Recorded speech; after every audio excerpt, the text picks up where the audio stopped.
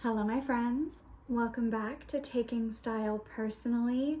This is my YouTube channel that I have very sadly neglected for months now, and I am so excited to be back sharing long-form, sustainable, and attainable style content with you. There have been many changes in my life since we were last here together. I've made some huge shifts with my business, I got married, and as I'm sure you've already realized, I moved. So we're in a new space. I definitely want to do a more personal video soon with an update on my business, on my life, show you some snippets from the wedding. I also want to do a house tour and show you my beautiful new space as it sort of comes together and talk about some of the plans that we have for the future with it. And honestly, there are so many videos that I want to create. I'm definitely not feeling a lack of inspiration these days, but I am struggling with the execution and feeling overwhelmed by the ideas. So for today's video, I've got notes, trying to keep it really simple, and I thought that the best place to sort of dip my toes back in and a smart jumping off point would be to talk about something that I recently wrote about in my new Substack newsletter that's also called Taking Style Personally. I really loved writing that newsletter. I had a lot of fun putting together some images and some ideas, and I got really wonderful feedback on it. But there is more that I need to say and more that I want to show you. So we're gonna jump right into it. Today we're talking about my spring wish list. Something that I want to touch on before we get into it that I think is really important and that I think gets lost in a lot of the wish list content that I see online is that this is a wish list, which is different from a shopping list. I am not approaching this list with the gotta catch 'em all mentality. I'm not approaching this list as something that I need to achieve or something that will ever be done. I don't look at my wardrobe that way. I don't look at my relationship with my clothes that way. It's something that's evolving, it's growing, it's changing, it's shifting all the time. And I approach my wish lists in a similar way, and I break them down in a really specific way too that I'm going to talk about in this video. And maybe you'll find it helpful if anything that I've said is kind of ringing true for you, if you're feeling like your spring wish list is actually more like a grocery list. This might be helpful. I would love to present an alternative approach. Maybe it works for you, maybe it doesn't. But for me personally, I find that a lot of my creativity and a lot of my most exciting and most inspired moments for me and my personal style definitely happen in that space. So I like to start my wish lists pretty zoomed out. I like to think about the overall vibe. I like to think about the general color palette. I like to think about some key inspiration and some keywords and goals before I think about really specific items. Because I find for myself, when I'm focusing on really specific items, I tend to lose sight of the overall story. And when I'm more focused on the overall story, I find that the specific items just become less important, and I feel like there's more room for creativity. So for me, what starting zoomed out looks like is a really simplified version of style elements. I think about color, I think about texture, and I think about silhouette. So starting with color, I'm feeling really confident about my personal color story. I put so much care and energy and attention into figuring out what I wanted my personal color story to be based on what I love and what I wear. And being able to look right next to me and see my clothing rack and see it so clearly defined, it brings me so much joy and it brings so much ease into getting dressed for me. And I'm definitely going to be sharing more about it. I'm going to write a Substack newsletter. I'm going to make a video talking more in depth because I haven't seen anyone else create a color story in the way that I made mine. And I think it's really valuable if you're someone who doesn't connect to seasonal color analysis or to having an all neutral wardrobe. Neither of those ideas felt good for me, so I needed to make something up on my own. And I love it, so I'm definitely going to be sharing it. Stay tuned. It's been so long since I made a video like this, and I'm getting so sidetracked. I'm getting so excited. I can feel myself just going off on these tangents because there's so much that I want to share with you. I need to stay focused. Going back to my notes, I'm talking about colors as it pertains to my spring wish list.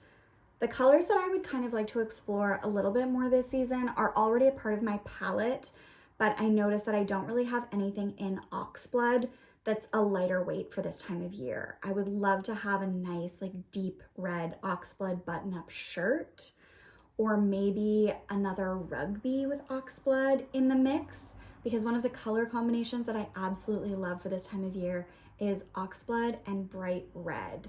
Something else I like to include kind of in the color category is prints and patterns. I don't really wear many prints and patterns. It's something that I often find that I'm drawn to when I'm at the thrift store. I think they're beautiful and I appreciate them. But when it comes to my actual wardrobe, I only ever reach for stripes. I just love wearing stripes so much. They're perennial. They're on my wish list forever, for always. Specifically for this season, I would really love to find a pair of striped breezy trousers in an interesting color combo that fits with my palette. And I would really like to find a striped tote bag. It's something I've been thinking about for a while. My sweet friend Michelle has this amazing one that I really covet. So I would love to keep that on my radar. One other thing that's kind of a part of the color category, but also kind of a part of the texture category, I'm having a continued love affair with pearly, opalescent, shimmery fabrics. I love them. I can't get enough of them. I really, really, really want to find some ways to wear my wedding skirt this spring and summer. Okay, we're moving on to texture. You thought I was going to talk about color forever, didn't you? I could, but I won't. We're moving on to texture. Texture is a really important element of my style, and it's something that I especially and particularly think about at this time of year, because naturally when the weather warms up, we're wearing fewer clothes, we're wearing fewer layers. A lot of the pieces that you reach for in the summer and spring are less texture forward than fall and winter. We're not getting those chunky, chewy knits and fuzzy textures that we get when the weather is colder. So I really like to focus on still incorporating interesting texture into my outfits for the spring and summer. Some of the specific textures that are on my radar right now are that beautiful shimmery silk like I was just talking about. I'm also thinking a lot about crochet this year, but I don't gravitate towards a floral crochet. I'm interested in something more graphic, like more straight lines, more grids, more simple, I think suits my style better. I'm also so heavily obsessed with buttons and beads, which I'm sure no one will be surprised to hear, but I really want to play around with some DIY ideas for incorporating more texture that way. I'm also thinking a lot about like crispy washed poplin, like a really beautiful crisp hand feel, but kind of wrinkled. I love wrinkles. I think they're a sign of a life well lived, and I really like an intentionally wrinkled fabric. I just think it's so interesting. I'm also really into fringe right now. My mom has the most gorgeous vintage suede fringe jacket. She thrifted probably 25 years ago, and I've always loved it, but I've never really had the confidence in my style, I think, to wear it. I've kind of felt a bit shy because it's a statement. But things have shifted so much for me in the last few years, and I'm feeling so much more confident in myself and in my personal style. And I asked her if I could have it the other day, and she said yes. So I'm really excited to scoop that from her the next time I'm home in the mountains visiting. But fringe in general is on my radar right now. My friend is making these really cool fringe belts. I'm just sort of seeing it, and I think it's a really interesting texture. I think it's a really interesting touch, and I'm keeping it on my radar. Okay, we're moving on. We're talking about silhouette. Ooh, that has long gone cold. Okay. Ooh. Okay, we're moving on. We're talking about silhouette, and I'm glad that we've arrived here because this is something I've been thinking about in my wardrobe a lot, and I feel like it's an area that needs some attention and needs some focus because I currently have like one silhouette in my wardrobe. All of my clothes are oversized for my body. Everything's very loose, very drapey, very slouchy, which I love, and I am not necessarily trying to move away from that, but I do feel like I want to play more within that. And I think the specific example that I'm thinking of is I'm looking at my clothing rack beside me, and 50% of my clothing rack is button-up shirts. I love them. I'm not saying that I don't want to wear button-up shirts anymore, but I want more variety, specifically in my tops, especially for this time of year. I want some fun tops. I'm really feeling inspired by like interesting, voluminous kind of cream puff type tops. And I think that that's something I want to keep on my thrift radar. I also might add something similar to my DIY list. Okay, so that was the most zoomed out level of my wish list. things I'm thinking about in those 3 style element categories. We're gonna bring it in a little bit now. And the next level I wanna talk about is gonna be brief, I hope. I wanna touch on personal style themes and how they relate to the wish list. If you are not yet familiar with personal style themes, please check them out. I've got a whole bunch of videos here on YouTube, playlist on TikTok, tons of info on my other platforms. It's something that I'm really proud of. I use it all the time. Go check it out. I really love using personal style themes when I'm creating a wish list. I like to look at my inspiration images for each theme. I like to think about what some of those key items and key elements might be. And then if I don't already have them in my wardrobe, then sometimes they become a wish list item if I'm interested in exploring them. But I really love to connect the specific items to the specific themes because it helps me to remember and tie everything back to the overall story that I'm trying to tell so that I don't get super fixated on one specific item. I'm able to see the bigger picture. Okay, I've got my Pinterest mood board here. I've got my list. Let's get into the specific things that I'm hoping to find this spring and summer. Some of these are things that I have truly been looking for years, and some of them are more recent on my radar. We're starting at the top with hats, specifically freaky hats. I've got a ton of baseball caps. I've got a few wide brim hats. I've got a cute little crochet bucket hat. I've got the basics, but I wear a hat almost every single day during the spring and summer, and I want something different. I want something cool. I want something weird. Specifically, I really want a little sailor cap. I'm really inspired by Collie. This is my absolute dream favorite brand from the UK. I'm truly obsessed with everything that they create, and I love these hats. And I recently thrifted this really damaged but beautiful silk skirt for a great price. I got a ton of this absolutely beautiful blue silk, so I think that I might attempt a DIY on this one. I'd also love something fun and colorful, like a really great packable sun hat would be great. Maybe it's a freaky little newsboy. Maybe it's one of these weird little mesh caps. Maybe it's just sewing some beads and buttons onto kind of plain hats that I already have. I'm not sure yet, but freaky hats are a priority for me. Another specific item that I recently discovered is a gaping hole in my wardrobe is light jackets. I am on the hunt for a denim jacket. I would love something that's fitted enough that I can wear it as a top without something underneath and kind of buttoned up because I just love that look. But I would also be open to one that's kind of oversized for my body and slouchy and worn in. In my ideal universe, I'd love to find both. Find one that's more fitted, find one that's more slouchy. I would also love a few different washes. I would love a really beautiful vintage beat up blue denim. I'd also love nice dark indigo rinse. The other thing that I want to find within the light jacket category is something fun, something unusual, the kind of light jacket that is the outfit, if you know what I mean. I think in my newsletter, I wrote a light jacket that does the heavy lifting. I've seen some really special ones on Pinterest lately, but the one that truly captured my heart is this one. The ruching is so interesting. I can just see how this would fit so seamlessly into my wardrobe, and I just love it. I would really love to find something that had this kind of personality. Like the color is still neutral, it's still simple, but it's just so interesting. I would also really love within the light jacket category to find a beautiful French blue moleskin chore jacket. Okay, next up is overalls. I'm such an overalls person. I used to have 3 perfect pairs. I had a dark wash, I had a distressed blue, and I had a hickory stripe. And I truly wore them almost every single day. And it's been a while since I've been without them. Those pairs no longer fit. They've since found beautiful new homes and they're living happy lives. But I'm out here with no overalls. So that's definitely something that is at the top of my list. I would love to find all 3. I would love a dark wash. I would love a great distressed soft blue. And I would love a hickory stripe. Speaking of things that I have been looking for forever, I'm also on the hunt for the perfect gray crew neck sweatshirt.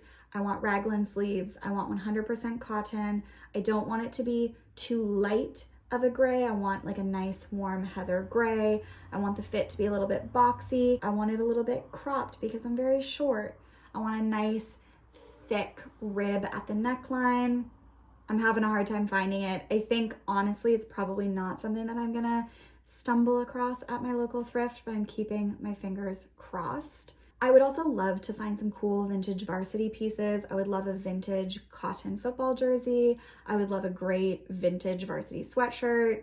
Cozy, sporty, vintage. I'm all about it. There is an enormous list of things that I'm always keeping on my radar when I'm at the thrift, but I think that's all I want to touch on specifically for spring and summer. Okay, we've got 2 other categories that I want to talk about, and I'm going to do my best to be as quick as possible. The first is DIY. One of my main personal style goals for the year is to make more. I've got the skills to sew, I've got the skills to knit, I've got the skills to fix things, and I hardly ever make the time. So I really want to focus on that. One of the specific things that I want to make this spring and summer is a cutie pair of boxer shorts, potentially even with a ruffle. I really love the bloomer look. I think it's so fun. It fits really well with my style and it's easily DIY-able. So I've got some plans. I've got a chunk of leftover ivory silk from my wedding skirt that I made. And I also have that beautiful silk skirt that I mentioned earlier in the video that I thrifted. That's this gorgeous, gorgeous shimmery blue. I feel like there's potential to make something really cool with those. And I think silk boxers would just be so comfy, so cozy. I love a nice, loose, soft short in the spring and summer. And I think it would be a really great addition to my wardrobe to have that same silhouette, that same shape, that same comfort, but in a more elevated textile like silk. I would also love to make more of these barrel pants that I made. I love them. They're truly my favorite pair of pants. I wear them all the time, and I think that it would be really great to have them in some different colors, some different textiles. And I would love to make a nice loose fitting straight leg pair of linen pants and add some sporty side stripes. I think that would be really, really cute. I love vintage track pants, but I don't love synthetic fabrics, and it's really hard to find that look in a natural fiber. So I think I'll just make it. I already talked about a couple of my other DIY ideas. I'm gonna try to do a little sailor cap. I also wanna do some beading and some embellishment on hats, accessories, maybe even clothes, who knows. The last thing I wanna talk about is wish list items that are not thrifted or vintage or DIY. These are things that I would look at purchasing new. The first is Keen Uniques. I am the biggest Keen footwear fan. I've got 5 pairs. Some are thrifted, some were gifted, and some I've bought myself new. And honestly, I love them. They're my favorite footwear brand. They're super comfortable. They're really practical for my life. I just think that they're so cool. I know that they're comfortable because I've owned them in the past. And I really want to find a nice light colored shoe because that's a missing link in my wardrobe currently. I don't have anything in this color. If my search for the perfect gray sweatshirt proves unsuccessful at the thrift, this is the new option that I would go with. The brand is Bohème, which is based outside of Vancouver. I'm a huge fan of the brand and I feel really great supporting them. And honestly, I think that this is exactly what I'm looking for. I also want to talk about this beautiful necklace that my friend Sophie just released. She's the person who made my wedding rings and my husband's wedding ring, and they're so special to me. And when I saw this necklace in person, she did a pop-up here recently, and just the weight of it, the feel of it, it's so beautiful and it lays so beautifully at all different lengths on your body. I just haven't been able to stop thinking about it. And I feel like it would be so versatile. You could put it really easily on a chain. You could put it on a piece of leather cord. You could do the silk ribbon. You could change the color. I just feel like it's the kind of talisman that you would just carry with you forever and you could do so much with it. Okay, I think I'm gonna leave it there for today. I feel like that was a pretty good overview, not only of my actual wish list, but also of how I approach it and how I organize it. And if it's interesting to you, I really encourage you to try it. Start big. Start by thinking about color, texture, and silhouette for the season that you're interested in exploring, and get more and more specific from there and just see how it feels. I really love it because it helps me stay connected to the overall story that I'm trying to tell with my style. And for me, personal style and storytelling always go hand in hand.